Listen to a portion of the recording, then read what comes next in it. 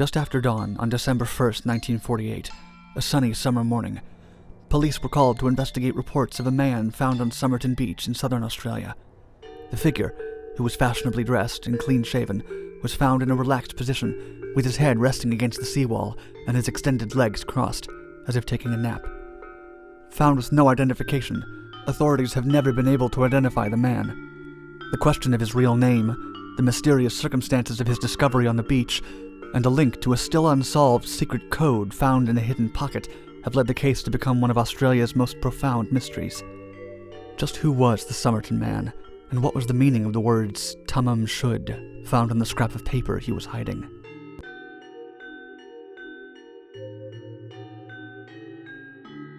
Police initially suspected the Somerton Man's final moments ended peacefully, as there were no immediate indications of trauma or foul play.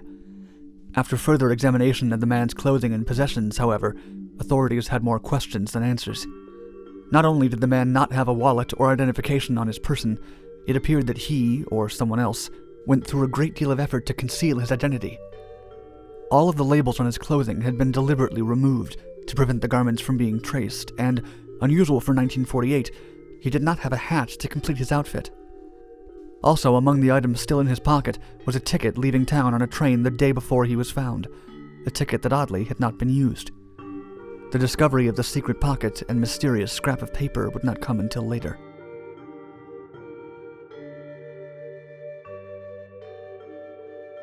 The police coroner, Dr. John Cleland, reported that the man was British in appearance, around 45 years old, and was in top physical condition with clear signs of athletic training.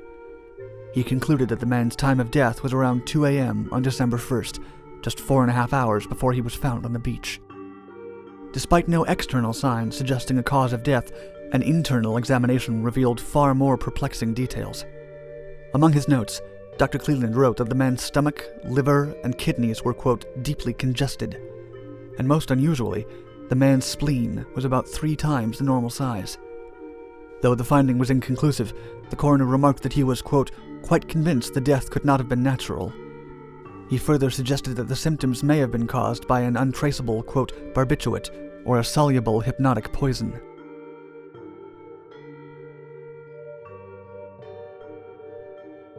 As news of the mysterious case spread, witnesses came forward with conflicting accounts of seeing a figure fitting the description of the Somerton Man near the beach where he was found. Some reported seeing him pointing at something in the distance before going strangely limp. Others claimed to see another unidentified and similarly well-dressed man carrying someone on his shoulders along the beach the night before. None of the witness accounts, however, could positively and conclusively identify the man they saw the night before as the Somerton Man. Stumped investigators turned to sending photos, fingerprints, and dental records to intelligence agencies around the world, including the FBI in the United States and Scotland Yard in the UK. No matches were returned.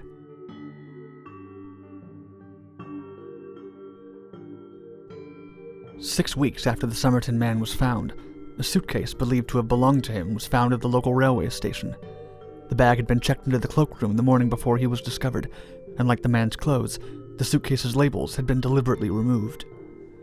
The suitcase contained ordinary things like a change of wardrobe and toiletries, as well as unordinary things, like a screwdriver and a few sharp metal instruments. Authorities were hopeful when they found a few garments in the bag marked with the name T. Keane, but this proved to be another dead end. Nobody with that name had been reported missing in any English-speaking country. It made sense to them as well that the man probably was not T. Keane, since so much care was taken to remove other tags and conceal the man's identity. An additional tip that the clothing appeared to have been made in the United States went nowhere.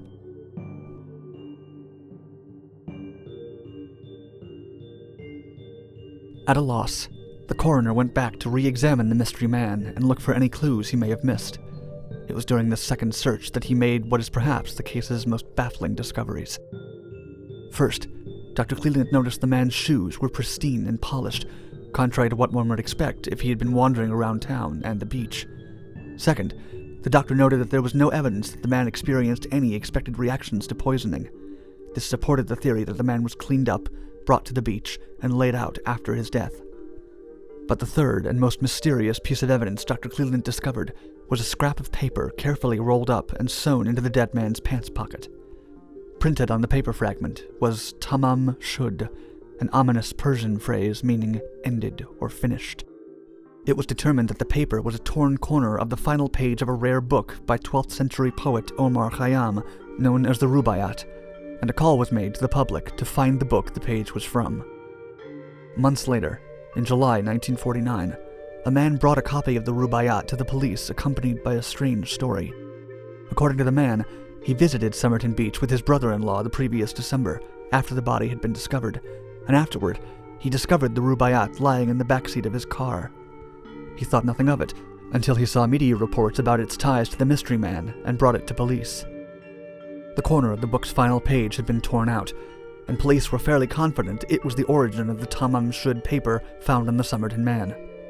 On the book, detectives found a phone number written across the rear cover, along with indentations of scrambled numbers and letters left behind by someone either accidentally or purposefully.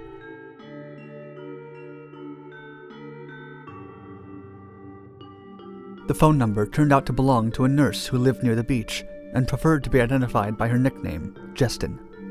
Because she was in a relationship at the time, she wished to remain anonymous, and only reluctantly admitted to giving a copy of the book to a man she knew during World War II named Alfred Boxall. The only problem for investigators was that Boxall was still very much alive.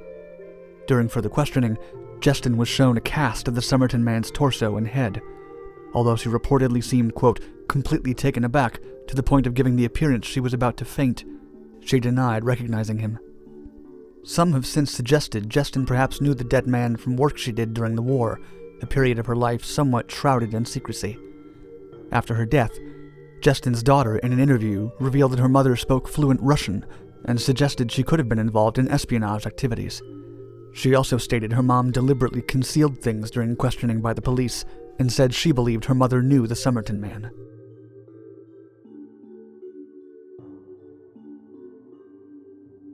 That left only the final clue from the book. 5 lines of jumbled letters indented on its cover that appeared to be some sort of secret code. Seen here, as revealed by ultraviolet light, the message was sent to cipher experts in Australia and abroad for assistance cracking it, but the Australian Naval Intelligence ultimately concluded the code was unbreakable.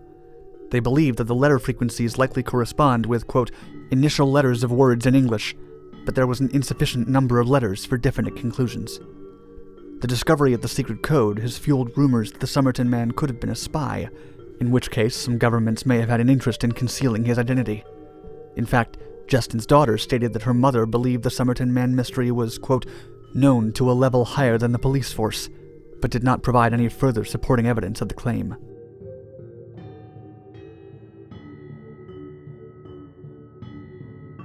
Progress in the case languished, until a 2009 investigation hit upon the fact that the Somerton Man's upper ear hollow was larger than his lower ear hollow. This was indicative of a condition occurring in less than 2% of Caucasians on Earth. Curiously, Jestin's eldest son, Robin, born just after the war, had the same abnormal dimensions in his ears. The chance of this occurring only by coincidence was determined to be about 1 in 15 million, leading many to speculate that the Somerton Man had fathered a child with Jestin. Over the nearly 7 decades since the Somerton Man's discovery, millions of dollars and countless hours have been spent trying to solve the case. Hundreds of people have come forward claiming to know the man's identity, but none has been proven. Authorities have also been resistant to exhume the body, which was embalmed with formaldehyde and entombed in the 1950s, complicating efforts to use modern DNA analysis to solve the crime. So who was the Somerton Man? Where did he really come from? Was he a spy? Or was he the victim of a secret plot involving untraceable poison? For now, it seems that the most accurate conclusion is likely that of the coroners. Quote, I am unable to say who the deceased was. I am unable to say how he died or what was the cause of death. And as for the unbroken secret code that could unravel the whole mystery, we remain in the dark.